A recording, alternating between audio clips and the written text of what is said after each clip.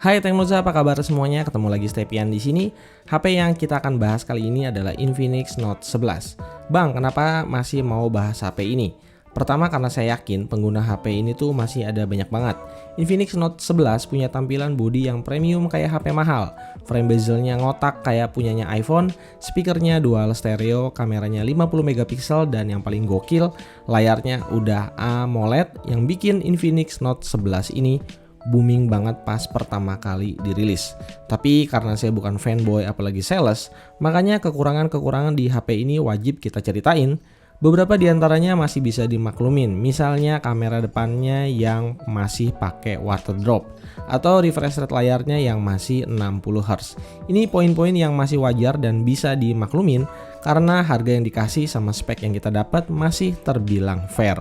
Buat yang nggak peduli sama dua poin tadi, Infinix Note 11 ini digas aja karena nggak mengecewakan. Yang jadi pertanyaan terbesar dari HP ini ada di UI yang mereka kasih nama XOS. Mungkin buat user yang nggak terlalu sering gonta-ganti HP dengan UI berbeda-beda, XOS kayak kelihatannya oke-oke aja. Tapi buat yang udah pernah nyobain UI dari brand sebelah, misalnya MIUI, Realme UI atau bahkan One UI, opini saya sih XOS ini masih ketinggalan sama kompetitornya. Saya nggak bisa bilang 100% jelek, tapi bagaimanapun juga Infinix adalah salah satu brand yang akrab banget sama MediaTek soal optimalisasi chipset mereka. Waktu pertama kali di unboxing HP ini di Android 11 dan jujur saya sama sekali nggak punya ekspektasi lebih soal software update. Kita udah tau lah ya kalau Infinix soal software update itu enggak banget. Sebelum-sebelumnya biasanya cuma terima notif update untuk security patch aja. Tapi siapa sangka? Ternyata di umurnya yang masuk bulan ke-9, akhirnya muncul juga notifikasi update OS ke Android 12, besar filenya di 3,7 GB. Mantap Infinix. Tapi tunggu dulu, beneran ada bedanya nggak sama Android 11? Atau jangan-jangan cuma gimmick aja nih? Soalnya waktu di changelog Android 12, security patch-nya itu masih di bulan Agustus alias ketinggalan 2 bulan dari bulan Oktober saat video ini dibuat. Makanya yuk kita bedah yang penting-penting dari Android 12 di Infinix Note 11 ini. Kita mulai dari desain UI-nya dulu. Sebenarnya kalau dari sisi UI, tampilan di Android 12 gak terlalu banyak berubah dari Android 11 kemarin. Cuma emang animasi UI-nya saya rasain jauh lebih smooth. Misalnya pas lagi posisi scrolling, terutama pas transisi lock screen ke home screen. Proses unlockingnya itu smooth banget dan respon fingerprint scannernya jadi super instan banget. Kelihatan mulus parah pas dipakein live wallpaper bawaan dari XOS. Ini tuh bikin nambah keren ya. Apalagi kan dia punya always on display. Cuma ya sayangnya masih di limit waktunya, nggak bisa nyala terus menerus. Karena ini Android 12, otomatis kalau kita mengakses kamera, di pojok kanan atasnya bakal ada notifikasi titik hijau tanda kalau kamera atau mikrofon sedang diakses. Lumayan bikin kita aware untuk aplikasi-aplikasi yang baik sengaja atau tidak sengaja mengakses kamera kita. Layout di bar notifikasinya masih sama, swipe sebelah kiri untuk buka notif, dan swipe sebelah kanan untuk buka toolbar. Layoutnya statis, terus bentuk icon-icon dan warna hijaunya juga nggak bisa diganti. Jadi masih kurang leluasa soal personalisasi. Untungnya kalau untuk di icon aplikasi, XOS ini udah mendukung third party icon pack, jadi lumayan nggak bosan-bosan banget. Oh ya, XOS launchernya ini tuh masih belum bisa navigasi back to home screen dengan cara swipe ke bawah dari posisi app drawer. Lazimnya sih ini dipakai sama kebanyakan UI ya, tapi di XOS ini nggak ada. So ini masih jadi PR banget buat calon user baru untuk beradaptasi. Nilai plus di Android 12 ini fitur smart panelnya jadi lebih baik lagi. Dipakainya smooth banget, kustomisasi pilihan apps-nya ada banyak dan udah ada shortcut untuk multi Windows. Nah, multi Windows-nya ini bukan cuma sekedar split screen doang, tapi sekarang udah bisa floating Windows sambil buka-buka aplikasi yang lain. Bahkan sekarang udah bisa di-keep jadi floating icon. Nantinya kita bisa buka kembali kapan aja pas kita butuh. Yang saya cukup impress adalah semua prosesnya tuh bisa berjalan dengan smooth. Padahal yang saya pakai ini varian basic 4/64 GB. Ini jadi semakin membuktikan kalau Infinix itu emang jago banget soal ngeracik chipset dari MediaTek. Untuk masalah performance setelah update ke Android 12 kita bagi dua. Pertama untuk kebutuhan rutinitas ringan kayak navigasi antar aplikasi, sosmedan dan juga multitasking dengan buka banyak aplikasi. So far HP ini beneran tangguh ngebabat semua perintah yang kita kasih. Efek dari memory fusion ekstra 3 GB ternyata beneran bawa dampak yang signifikan, bikin aplikasinya tetap jalan di background tanpa harus makan waktu loading ulang kalau mau pindah-pindah antar aplikasi. Kalaupun ada yang sedikit bikin kurang nyaman ya itu tadi, refresh rate layarnya masih 60 Hz dan ngasih kesan kurang satset-satset gitulah di layar. Sisanya sih ya udah mantep banget.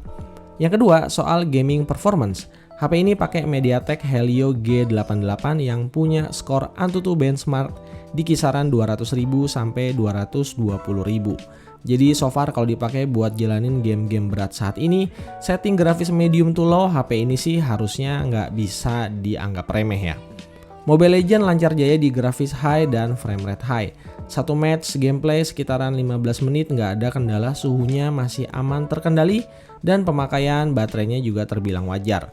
Kita lanjut ke Apex Legends Mobile yang butuh spek lebih tinggi. Note 11 ini harus pasrah karena ya itu tadi, cuma bisa mentok grafis normal di 30 fps aja. Alhasil secara visual mata gameplaynya emang pas-pasan banget ya buat dimainin. Tapi sisi positifnya suhunya relatif aman dan frame rate-nya juga terpantau stabil di 30 fps. Terakhir untuk Genshin Impact. Sebenarnya ini game yang sebaiknya dihindari buat para user Note 11. Pertama, game ini file size-nya itu nggak ngotak karena rakus banget storage. Yang kedua, walaupun udah dipakai setting low 30 fps, game ini lancarnya cuma di menit-menit awal aja. Kalau dipaksain main terlalu lama, frame drop-nya jadi lebih agresif. Efeknya baterainya lebih boros dan suhunya juga mulai mendekati 45 derajat Celcius.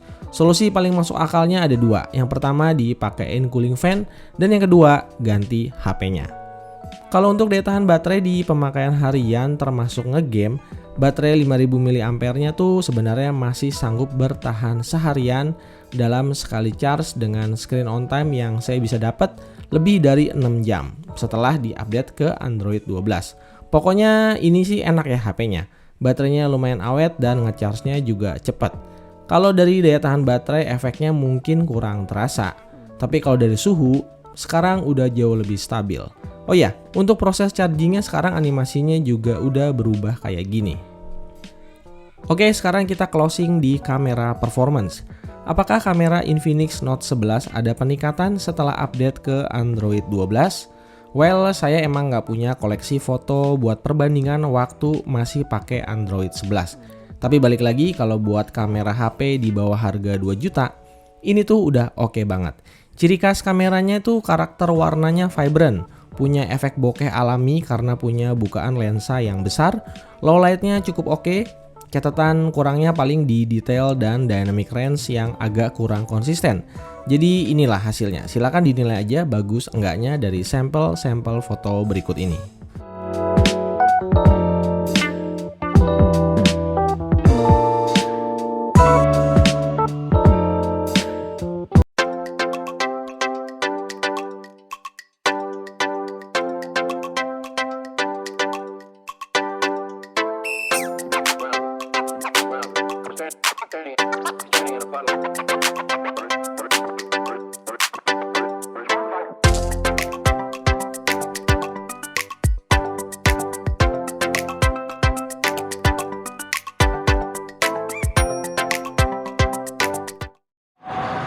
Oke, ini video Infinix Note 11 video 2K ya. 2K nya kayak gini nih teman-teman tuh.